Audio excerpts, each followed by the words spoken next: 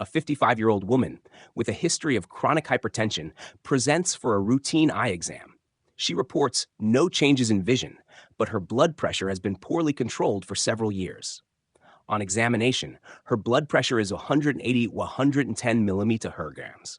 Fundoscopic examination reveals narrowed retinal arteries, flame-shaped hemorrhages, cotton wool spots, and retinal edema. The ophthalmologist notes signs of arteriovenous nicking. What is the most likely diagnosis and the underlying pathophysiologic mechanism? A. Hypertensive retinopathy. Chronic hypertension leads to spasm, sclerosis, and fibrinoid necrosis of retinal vessels.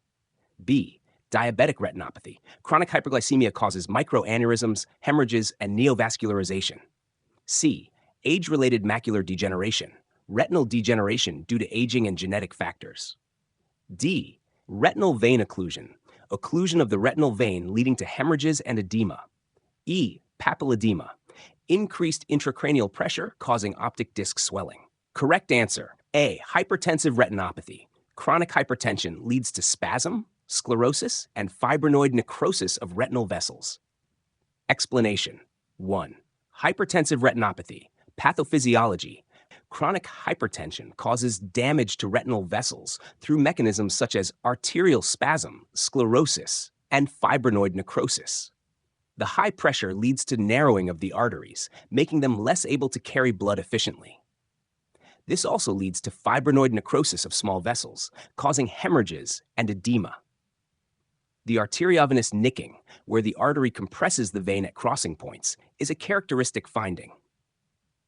Signs and symptoms. The classic fundoscopic findings include narrowing of the retinal arteries due to arteriosclerosis, flame-shaped hemorrhages due to ruptured retinal arterioles, cotton wool spots due to retinal infarctions, retinal edema, and exudates. Risk factors. Chronic, poorly controlled hypertension is the main risk factor for hypertensive retinopathy. 2. Why not other options? B. Diabetic retinopathy.